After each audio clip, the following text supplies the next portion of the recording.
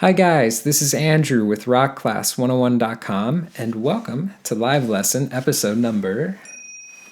So I wanted to let you guys know that every second Monday of the month at 7 p.m. Eastern, we're going to be live streaming a lesson over at rockclass101.com.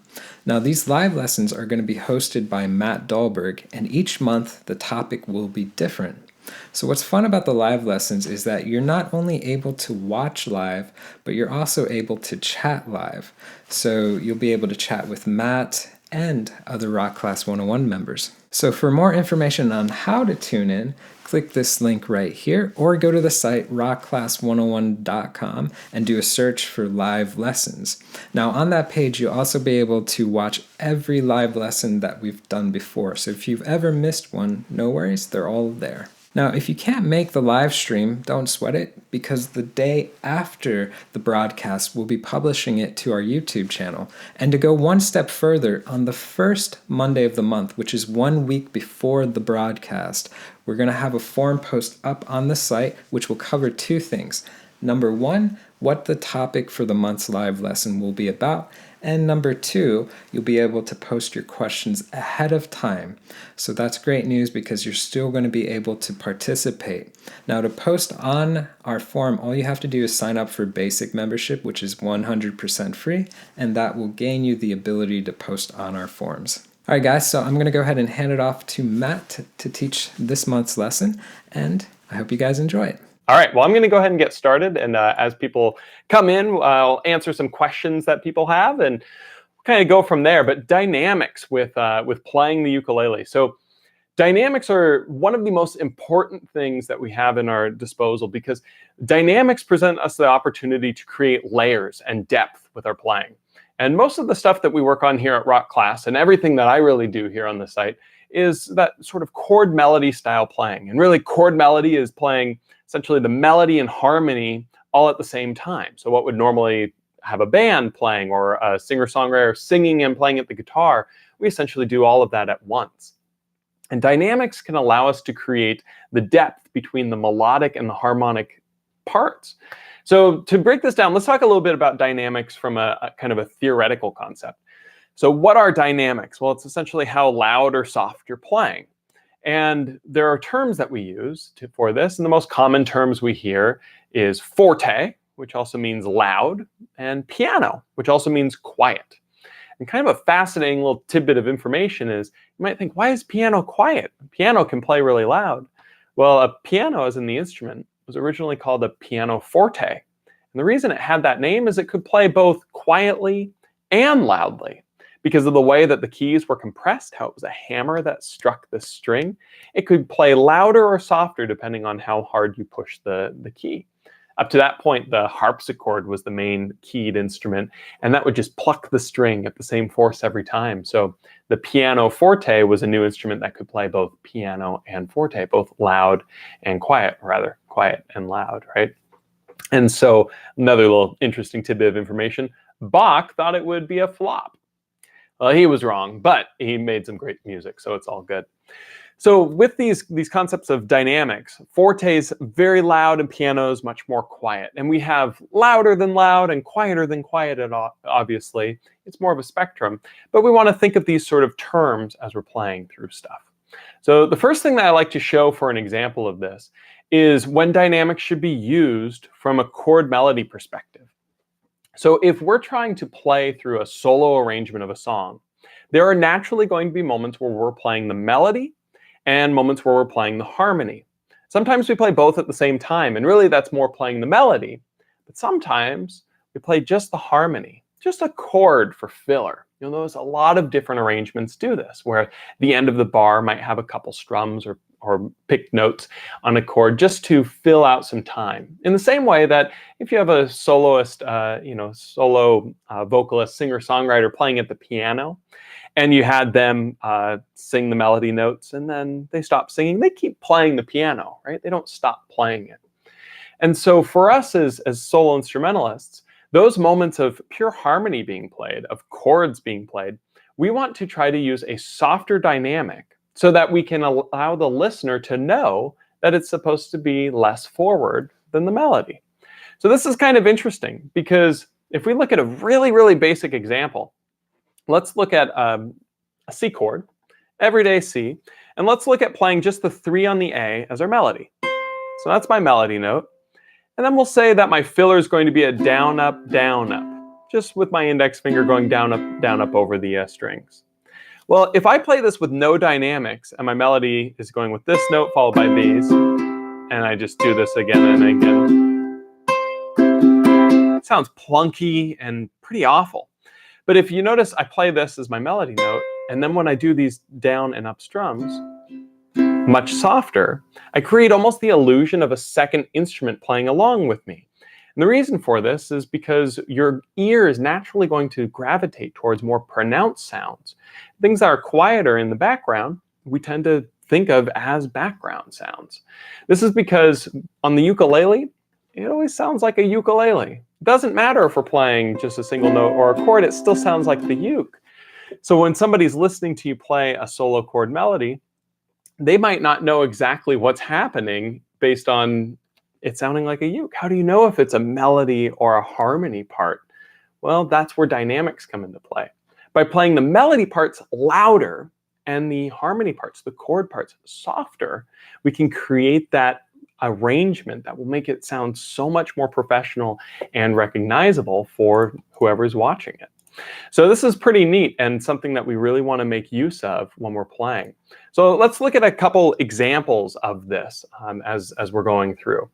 So I just said the C chord followed by a couple strums. Well, let's write a song right now. Really simple song. We're going to start with a C melody note, and then we're going to go to a B melody note, which will just be here on the 2nd fret of the A. And then we're going to go to an A melody note.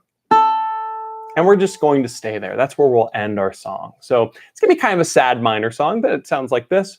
3 on the A, 2 on the A, 0 on the A. Now with this, I'm going to put chords with it for sort of filler between. So we're going to play this C melody note, this 3 on the A. And then I'm going to go down, up, down, up. I'll throw in one more down to flesh out that measure. So I have this C note, followed by a down, up, down on a C chord. Then I'll go to this B note, the 2 on the A. I'm going to play a G chord here, index finger on the 2nd fret of the C string, ring finger on the 3rd fret of the E, and middle finger here on the 2nd fret of the A. I'm going to play that B melody note, just the note on the A. And I'm going to go down, up, down on the G chord. So we have just the C note, down, up, down on the C chord, just the B note, down, up, down on the G chord, and then just an open A with an A minor chord. You can use your index or middle finger here on the 2nd fret of the G string and do the same down, up, down on this. So why am I teaching this little made-up song? Well, if you listen to it, I'm going to play it with the same sort of dynamics, or rather just not being aware of dynamics at all. And it would sound something like this, where I'm going to play the C, down, up, down, B, down, up. When you listen to this,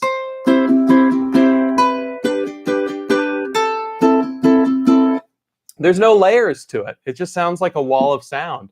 In a lot of ways, it sounds like a kind of a more beginner player playing a collection of notes and chords because everything's just sort of there. Now, if I instead introduce dynamics to create depth here, I'm going to play the melody notes louder, which is going to be these notes here. And I'm going to play the harmony fills, which are the chords, because harmony and chords, they're pretty much the same thing. I'm going to play those harmonic fills, those chord fills, much softer. I'm going to use a softer dynamic. So when I'm doing that down, up, down, I'm going to play it much quieter. So I'm going to be forte with the melody, which means loud, and I'm going to be piano with the chords, which means softly. And so this sounds something like this when put into practice and played.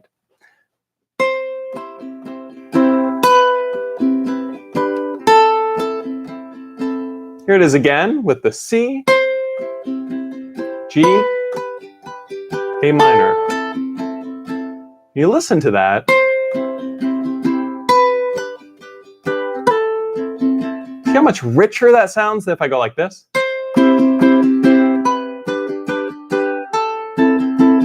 That just kind of sounds like a wall of sound.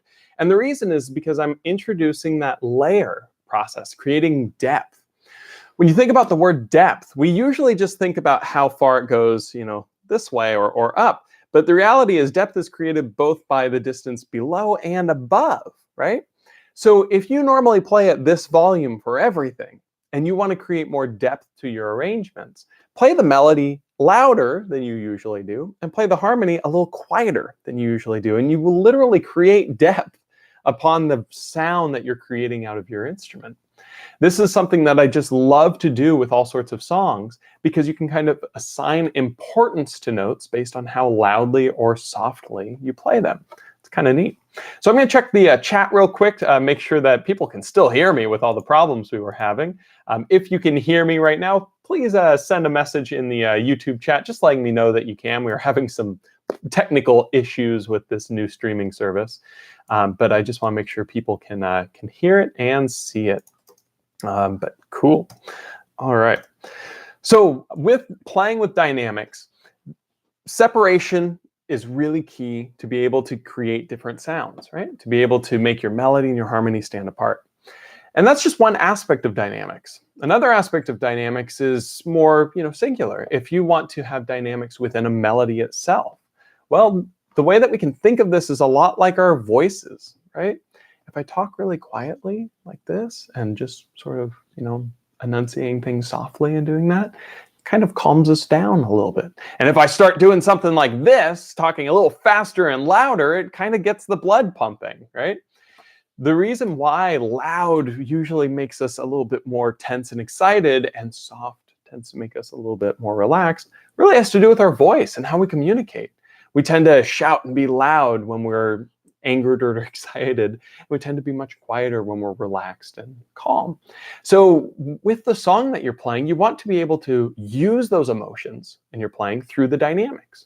So if there's a part of a song that you really want the listener to hear, like maybe it's one of your favorite parts of the song, or it's something that you think is very important, play that a little bit louder. In the same way that if you're telling somebody a story and there's a part that's coming up that's really important, you might increase your volume of your voice to create excitement and make people latch onto it. At the same time, you can use the dynamics of getting softer, maybe to suck the listener in a little bit more, right? Where if I get really quiet, then you kind of sit on the edge of your seat to listen to all the little things. And you can do that with whatever you're playing by using dynamics in the same way you do with your language, which is really fun to play. So an exercise that you can start to work on and that you can try to experiment with is something as basic as playing a C major scale. Now, to play a C major scale, you've probably seen the lesson here in rock class, but in case you haven't, we're going to start with the open C string, then 2 on the C, then open E, then 1 on the E, 3 on the E, open on the A, 2 on the A, and 3 on the A. As we do this, you'll notice I use 1 finger per fret to play these notes. Now, if I play a C major scale with no real dynamics, it would be something like this. Right now I'm playing right in the middle of sound. Well, if I want to play it with a forte feel and dynamic, it'd be something like this. If I want to play it with a piano feel, much softer, it'd be something like this. That's great and all, right? It means I can be shouting it, or I can be whispering it. But what's really cool about dynamics isn't the black and white aspect of either on or off, really loud or really soft. It's the swells that we can create. Just like when we're talking to someone and we get excited about something, or we start getting more angry and we get faster and louder, we can use dynamics the same way with our instrument. So a really wonderful exercise is to try playing as soft as you can with the first note of a scale. And by the time you get to the last note, be as loud as you can. So this might sound something like this for an example, starting as soft as I can and getting to be as loud. So something like, I'm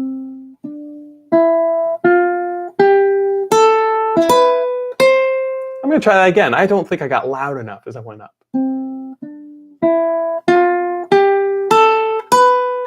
There we go. And now what I'm going to do going back down is I'm going to start loud and then get softer.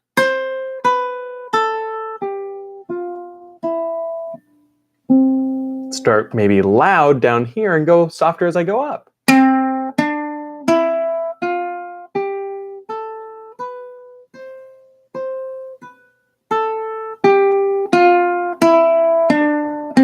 Pretty cool, right? It's actually deceptively difficult to do that. You remember at the beginning of this lesson, I talked about how important it was to be comfortable with whatever you're playing. It's really, really important that whatever you're practicing dynamics with, that you have a familiarity with a muscle memory perspective, so that you're not trying to learn something new playing while also trying a new concept, in the case dynamics. So if you're comfortable with the C major scale, this is just a brilliant example to be able to practice getting louder and softer. Another cool thing is going up and finding a note in the middle that you want to be the loudest, and then backing off as you go down too. So maybe I'll say that this 3 on the E, this G note here, is going to be the loudest note, or the climax of what I want to the sound to be. And then I'm going to start soft and end soft between it, and that could be something like this.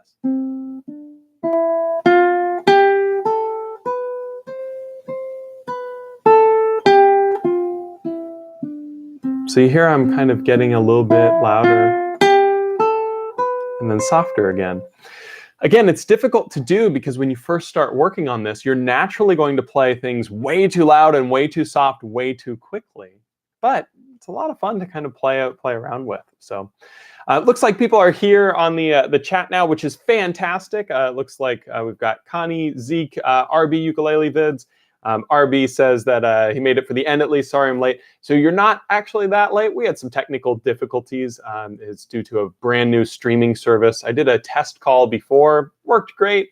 And of course, when we go live, it wasn't. So the format that I usually use is no longer accessible. So we're doing a totally new service with this one. And I think we've got all the problems worked out and hopefully shouldn't run into any more. So to kind of recap what we've been talking about here, dynamics is the process of being able to use volume to add layers to your playing. Playing things really softly creates almost the illusion of whispering, which can kind of bring people to a more relaxed state. And then when you play louder, it's more like shouting and getting excited and making people more, angry or excited or whatever else, right? It gets your blood pumping. And so when we're playing our ukuleles, we want to be able to use dynamics to kind of create those senses of emotion. The other thing we talked about more at the start was how dynamics can create layers and depth between different sections that we're playing. If we're playing harmony and melody at the same time, playing some sort of chord melody, playing the melodic parts louder and the more harmony parts, the chords, the things that are supposed to be filler, softer, creates a nice differential where the listener can differentiate the melody from the harmony lines and be able to hear it as you move forward. So that's playing with dynamics. It's a pretty fun concept. It's it's something that you're going to work on kind of for the rest of your life, because I'm still working on it. It's just it's a fun thing to be practicing and takes a lot of time and practice. And so continue to work with it, and you'll get it for sure. But I'm going to open up now to questions that people might have. This can be questions with what we talked about here today, or just questions in general. If there are any questions that you have, especially with all the technical difficulties we've had here today, feel free to ask, and I'll be answering those questions as we go through. So as you guys are maybe posting some questions, I'm going to talk just a little bit more about dynamics from the chord melody perspective. So I love playing chord melodies. I don't sing for the sake of everybody in the world. And so one of the earliest things that I learned to make a very good chord melody is to use dynamics to make it very obvious what the melody of a song is. Whenever you're playing something, if you're playing everything at the same volume, that monotony starts to make parts that might be harmony fills, parts that are less important in the song, sound just as important as the most important parts of the song, especially the melody and sequences going through there. Using dynamics can help you articulate things better, which leads to you having a much more professional performance. So an exercise that I would do, and that I encourage you to do too, is find your favorite song to play that has, the chords and the melody going on together, and play just the melody notes. Don't play the chords. Just play the melody notes. So whether this be one of the songs that we worked on recently here in rock class, I just did the House of the Rising Sun as well as Star Wars, and just finished a new one that's coming out soon of, I'm not sure if I'm allowed to say it, but I'm going to say it anyways, of Puff the Magic Dragon. Excited for that one too. But try playing just the melody of the song. So with House of the Rising Sun, it's sort of interesting because the melody is just...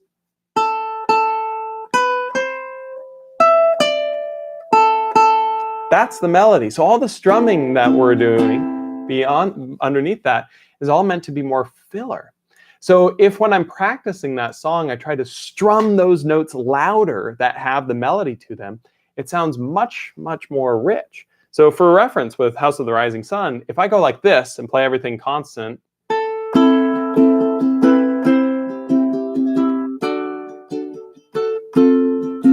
that just sounds kind of muddy. But if I do something like this,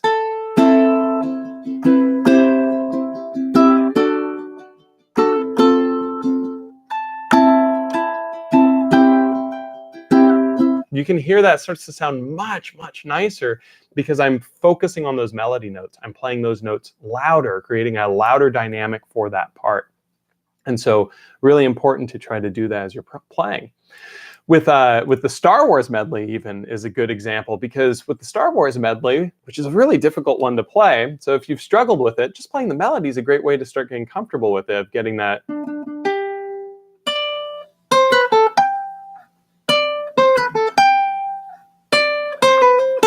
That's the melody of Star Wars, right? If I'm trying to play everything at once at the same volume, it sounds choppy and not nearly as nice as if I'm playing it.